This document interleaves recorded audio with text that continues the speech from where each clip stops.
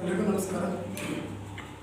ಇವತ್ತಿನ ಪತ್ರಿಕಾಗೋಷ್ಠಿ ಕರೆದ ಉದ್ದೇಶ, ಮೊನ್ನೆ ಈ ರಾಜ್ಯದ ಉಪಮುಖ್ಯಮಂತ್ರಿಗಳಾದಂಥ ಸನ್ಮಾನ್ಯ ಶ್ರೀ ಡಿ ಕೆ ಶಿವಕುಮಾರ್ ಅವರು ಸಂವಿಧಾನವನ್ನು ಬದಲಾಯಿಸ್ತೀವಿ ಅಂತಕ್ಕಂಥ ಮಾತನ್ನು ಹೇಳಿದ್ದಾರೆ.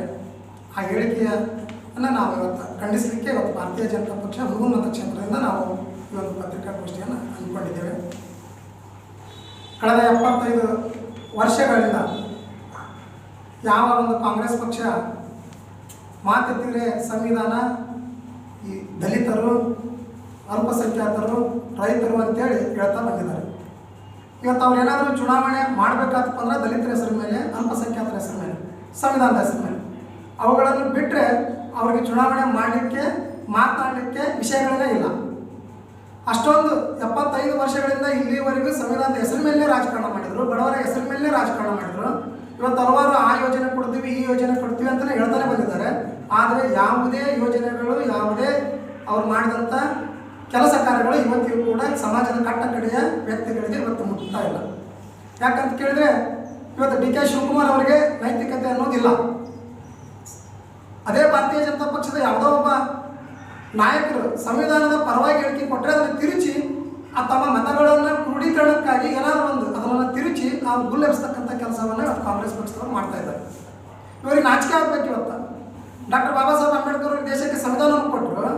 ಯಾವ ವ್ಯಕ್ತಿ ದೇಶದ ಪ್ರತಿಯೊಬ್ಬ ಪ್ರಜೆಗೆ 18 ವರ್ಷ ಮೇಲ್ಪಟ್ಟಾದಂಥ ಪ್ರತಿಯೊಬ್ಬ ಪ್ರಜೆಗಳಿಗೂ ಮತದಾನದ ಹಕ್ಕನ್ನು ಕೊಟ್ಟರು, ಆ ವ್ಯಕ್ತಿಗೆ ಮತದಾನವನ್ನು ಹಾಕದೆ ಅವರು ಚುನಾವಣೆಯಲ್ಲಿ ನಿಂತರೆ ಅವರು ಸೋಲಿಸ್ತಕ್ಕಂಥ ಕೆಲಸವನ್ನು ಷಡ್ಯಂತ್ರವನ್ನು ಮಾಡಿದಂಥವ್ರು ಕಾಂಗ್ರೆಸ್ನವರು. ಇವ್ರಿಗೆ ಯಾವ ನೈತಿಕತೆ ಇದ್ದಾರೆ ಸಂವಿಧಾನದ ಬಗ್ಗೆ ಮಾತನಾಡಲಿಕ್ಕೆ? 75 ವರ್ಷದಿಂದ ಇಲ್ಲಿವರೆಗೆ ಸುಮಾರು 60 ವರ್ಷಗಳ ಕಾಲ ಈ ದೇಶವನ್ನು ಆಳಿದಂಥವರು ಕಾಂಗ್ರೆಸ್ನವರು. ಅವರು ಆಳಿದಂಥ ಕಾಂಗ್ರೆಸ್ಸಿನ ಪ್ರಧಾನಮಂತ್ರಿಗಳಾಗಲಿ, ರಾಷ್ಟ್ರಪತಿಗಳಾಗಲಿ ಅವರಿಗೆ ಒಬ್ಬರು ಸೌಜನ್ಯಪೂರ್ವಕವಾಗಿ ಅವರಿಗೆ ಭಾರತ ರತ್ನವನ್ನು ಕೊಡಲಿಕ್ಕೆ ಮನಸ್ಸು ಮಾಡಿಲ್ಲ. ಮತ್ತು ಇವರು ಡಾಕ್ಟರ್ ಬಾಬಾ ಸಾಹೇಬ್ ಅಂಬೇಡ್ಕರ್ ಅವ್ರ ಬಗ್ಗೆ ಮಾತನಾಡ್ತಾರೆ. ಮಾತೆತ್ತಿದ್ರೆ ಸಾಕು ಸಂವಿಧಾನ. ರಾಹುಲ್ ಗಾಂಧಿ ಅವರಂತೂ ಸಂವಿಧಾನದ ಪುಸ್ತಕವನ್ನು ಇಟ್ಕೊಂಡು ಅಲ್ಲಿ ಸಂಸತ್ನಲ್ಲಿ ಭಾಷಣ ಮಾಡ್ತಾರೆ.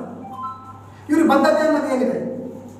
ಆದರೆ ಅದೇ ಭಾರತೀಯ ಜನತಾ ಪಕ್ಷದ ಬೆಂಬಲಿತ ಸರ್ಕಾರ 1990ರಲ್ಲಿ ಡಾಕ್ಟರ್ ಬಾಬಾ ಸಾಹೇಬ್ ಅಂಬೇಡ್ಕರ್ ಅವರಿಗೆ ಮರಣೋತ್ತರವಾಗಿ ಭಾರತ ರತ್ನ ಪ್ರಶಸ್ತಿಯನ್ನು ಕೊಡ್ತಕ್ಕಂಥ ಕೆಲಸ ಮಾಡಿದೆ. ಆದ್ದರಿಂದ ಯಾವುದೋ ಒಂದು ಧರ್ಮವನ್ನು, ಯಾವುದೋ ಒಂದು ಜನಾಂಗವನ್ನು, ಯಾವುದೋ ಒಂದು ವ್ಯವಸ್ಥೆಯನ್ನು ಹಾಳು ಮಾಡೋ ಅವನ್ನ ರಕ್ಷಣೆ ಮಾಡೋದಕ್ಕೋಸ್ಕರ ಸಂವಿಧಾನದ ಬಗ್ಗೆ ಸಂವಿಧಾನವನ್ನು ಬದಲಾಯಿಸ್ತೀವಿ ನಾವು ಅಂತಕ್ಕಂಥ ಮಾತನ್ನು ಡಿ ಕೆ ಶಿವಕುಮಾರ್ ಅವರು ಹೇಳಿದ್ದಾರೆ. ಅದನ್ನು ತೀವ್ರವಾಗಿ ಹುಡುಗನ ಮತಕ್ಷೇತ್ರದಿಂದ ಭಾರತೀಯ ಜನತಾ ಪಕ್ಷದಿಂದ ಇವತ್ತು ನಾವು ಖಂಡಿಸ್ತೀವಿ. ತಾವು ಆ ಮಾತನ್ನು ವಾಪಸ್ ತೆಗೆದುಕೊಳ್ಬೇಕು, ರಾಜ್ಯದ ಜನತೆಯ ಮುಂದೆ ಕ್ಷಮೆಯನ್ನು ಕೇಳಬೇಕು.